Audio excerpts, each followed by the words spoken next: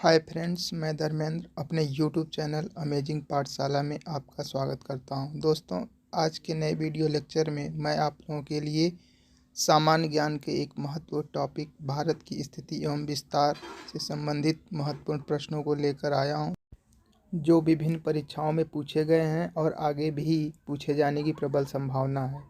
दोस्तों, इसमें सम्मिलित कुल 25 प्रश्न जो कि ऑब्जेक्टिव टाइप हैं और इसके प्रत्येक प्रश्न का जवाब देने के लिए आप लोगों के पास 5 सेकंड का समय है। तो आइए दोस्तों, बिना समय गंवाए वीडियो को स्टार्ट करते हैं।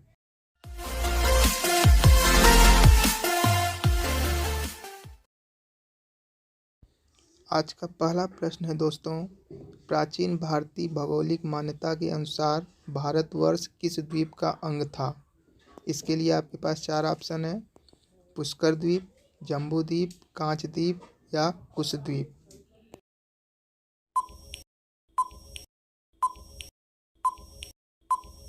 और इस प्रश्न का सही जवाब है दोस्तों ऑप्शन बी, जम्बू द्वीप। आज का दूसरा प्रश्न है दोस्तों, सर्वप्रथम इंडिया शब्द का प्रयोग भारत के लिए किस भाषा में किया गया? इसके लिए आपके पास 4 ऑप्शन है: उर्दू, ग्रीक, फारसी या अरबी।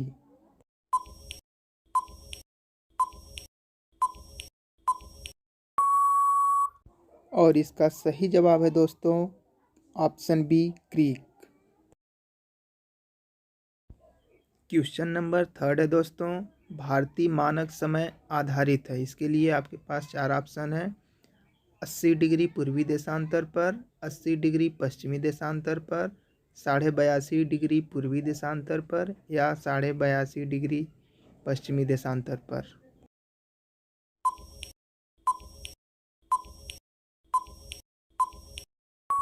इस प्रश्न का सही जवाब है दोस्तों ऑप्शन सी, 82.5 डिग्री पूर्वी देशांतर। दोस्तों, आप इसको 82 डिग्री 30 मिनट भी पढ़ सकते हैं। क्वेश्चन नंबर अगला है दोस्तों, भारत का प्रमाणिक समय उस स्थान का स्थानीय समय है जो स्थित है। अर्थात आपको बताना है कि भारत का प्रमाणिक समय किस स्थानीय समय को माना गया है और वह कहाँ स्थित है।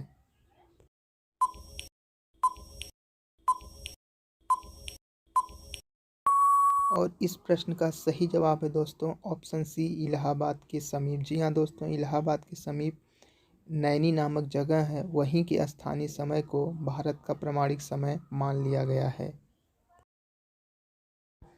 क्वेश्चन नंबर 5 है दोस्तों, भारतीय मानक समय और ग्रीनविच मीन टाइम में कितने घंटे का अंतर है? जी हाँ दोस्तों, आपको बताना है कि भारतीय मानक समय और ग्रीनविच मीन टाइम में कितने घंटे का अंतर है।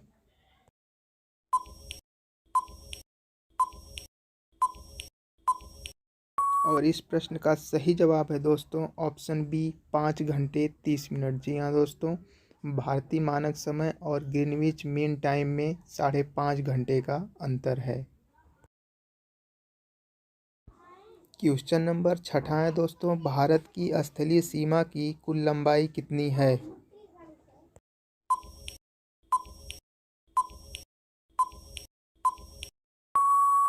इस प्रश्न का सही जवाब है दोस्तों ऑप्शन डी, 15,200 किलोमीटर। जी हाँ दोस्तों, भारत की स्थलीय सीमा कुल लंबाई 15,200 किलोमीटर है, जो 17 राज्यों और 7 देशों को लगती है। क्वेश्चन नंबर 7 है दोस्तों, द्वीपों सहित भारत के तट रेखा की कुल लंबाई कितनी है?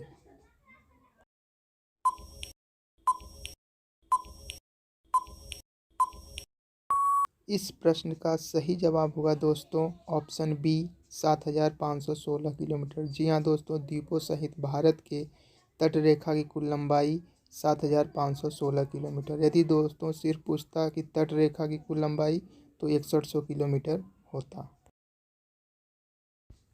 क्वेश्चन नंबर 8 है दोस्तों, भारत की उत्तर से दक्षिण तक की लंबाई कितनी है? जी हाँ, आपको बताना है भारत की उत्तर से लेकर दक्षिण तक कितनी लंबाई है।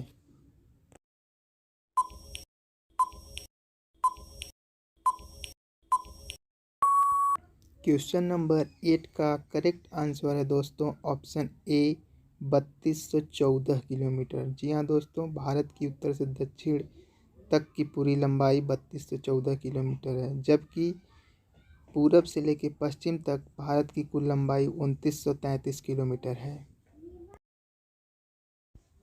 अगला प्रश्न है दोस्तों, भारत का क्षेत्रफल विश्व के कुल भौगोलिक क्षेत्रफल का कितना है? 2.2%, 2.4%, 2.8% या फिर 3.2%?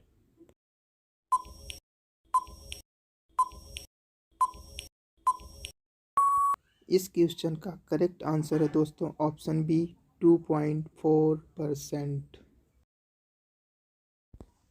क्वेश्चन नंबर 10वां है दोस्तों, संपूर्ण भारत के कितने प्रतिशत भूभाग पर पर्वत और पहाड़ियों का विस्तार पाया जाता है? इसके लिए आपके पास चार ऑप्शन है, 43%, 18.6%, 29.3% या 10.7%।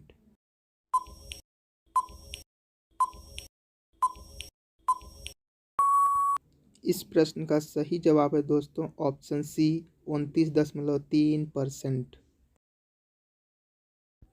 क्वेश्चन नंबर 11 है दोस्तों, निम्नलिखित में से किस राज्य की तटरेखा सबसे लंबी है? महाराष्ट्र, केरल, गुजरात या पश्चिम बंगाल?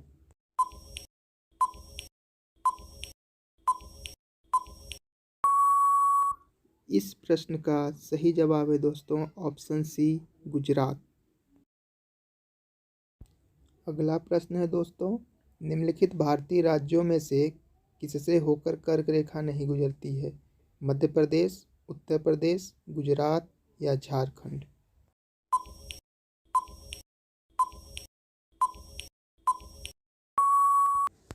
इस प्रश्न का सही जवाब होगा दोस्तों ऑप्शन बी, उत्तर प्रदेश। जी हाँ, कर्क रेखा उत्तर प्रदेश से होके नहीं गुजरती है। आपको जानना चाहिए दोस्तों कि कर्क रेखा भारत के 8 राज्यों से होकर गुजरती है। क्वेश्चन नंबर 13 है दोस्तों, कौन सी अक्षांश रेखा भारत के मध्य से होकर गुजरती है? कर्क रेखा, मकर रेखा, विषुवत रेखा या आर्कटिक रेखा?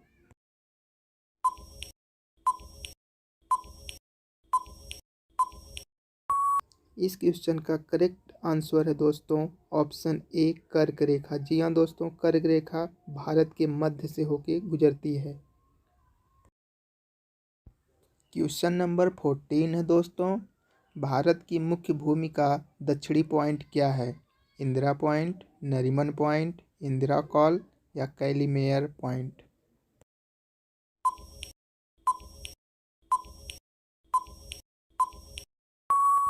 इस क्वेश्चन का सही आंसर होगा दोस्तों ऑप्शन ए, इंदिरा पॉइंट। जी हाँ, भारत की मुख्य भूमि का दक्षिणी पॉइंट इंदिरा पॉइंट है, जबकि उत्तरी भूमि का मुख्य भाग इंदिरा कॉल है। अगला प्रश्न है दोस्तों, भारत का दक्षिणतम स्थान इंदिरा पॉइंट निम्नलिखित में से कहाँ स्थित है?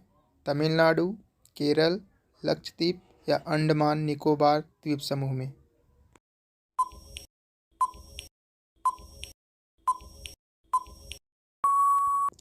इसका सही जवाब है दोस्तों ऑप्शन डी, अंडमान निकोबार द्वीप समूह। क्वेश्चन नंबर 16 है दोस्तों, भारत और पाकिस्तान के बीच अंतर्राष्ट्रीय सीमा किसके द्वारा सीमांकित की गई है? इसके लिए आपके पास चार ऑप्शन है दोस्तों, McMahon line, Durand line, Radcliffe line या फिर मेगिनाट लाइन?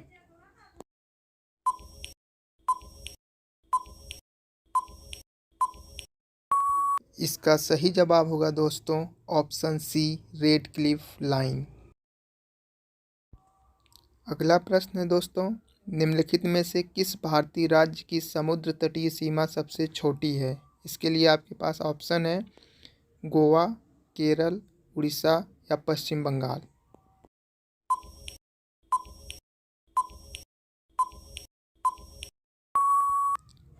इसका सही जवाब होगा ऑप्शन ए, गोवा। जी हाँ दोस्तों, भारतीय राज्यों में सबसे छोटी समुद्री सीमा गोवा की है।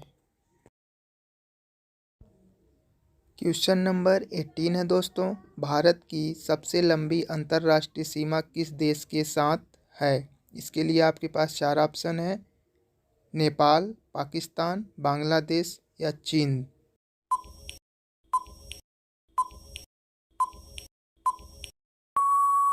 इसका सही जवाब होगा दोस्तों option C, Bangladesh. Question number 19 है दोस्तों, भारत की सबसे छोटी स्थलीय सीमा किस देश के साथ लगती है? इसके लिए आपके पास चार ऑप्शन है। Option A Afghanistan, option B Pakistan, option C Bangladesh या फिर option D Nepal.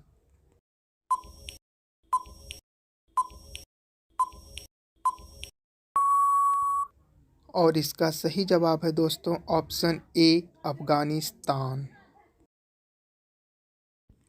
Question number 20 है दोस्तों, भारत का कुल क्षेत्रफल कितना है? जी हाँ दोस्तों, आपको बताना है भारत का कुल क्षेत्रफल कितना है।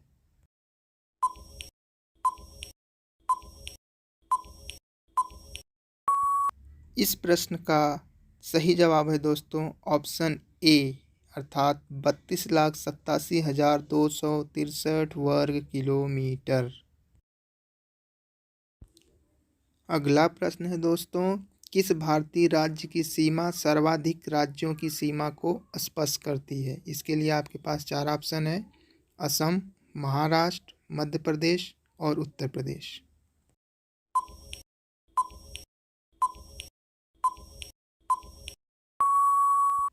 इसका सही जवाब है दोस्तों ऑप्शन डी उत्तर प्रदेश। जी हाँ दोस्तों, उत्तर प्रदेश की सीमा भारत के 8 राज्यों और एक केंद्र शासित प्रदेश नई दिल्ली के साथ लगती है।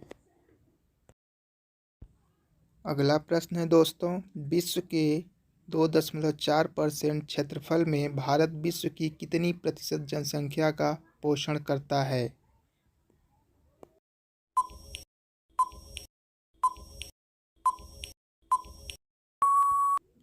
इसका सही जवाब होगा दोस्तों ऑप्शन बी, अर्थात 17.5%। अगला प्रश्न है दोस्तों, निम्नलिखित में से वह कौन सा राज्य है जो पहले नेफा के नाम से जाना जाता था? इसके लिए ऑप्शन है दोस्तों मणिपुर, अरुणाचल प्रदेश, असम अथवा गोवा।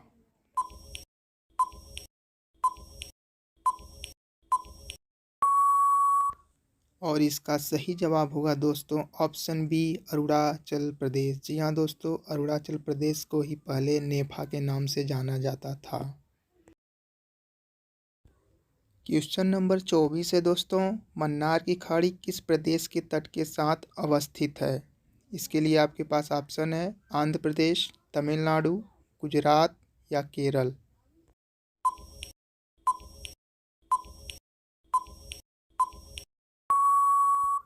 इसका सही जवाब है दोस्तों ऑप्शन बी, तमिलनाडु।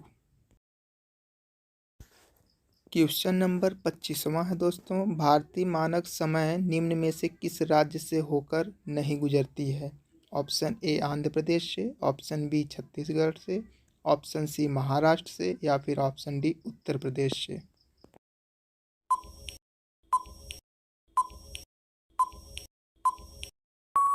इसका सही जवाब है दोस्तों ऑप्शन सी महाराष्ट्र से।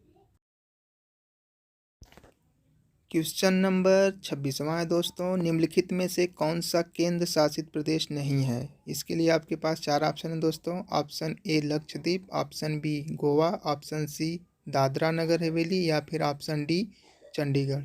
दोस्तों, क्वेश्चन नंबर 26 का मैं जवाब नहीं बताऊंगा। यदि आप लोगों को इस क्वेश्चन का सही जवाब मालूम है तो आप कमेंट बॉक्स में लिखकर ज़रूर बताएं। दोस्तों, आज की सीरीज पूरी होती है और यदि आपको ये वीडियो पसंद आया हो तो वीडियो को लाइक करें, दोस्तों के साथ शेयर करें और चैनल को अवश्य सब्सक्राइब करें। धन्यवाद।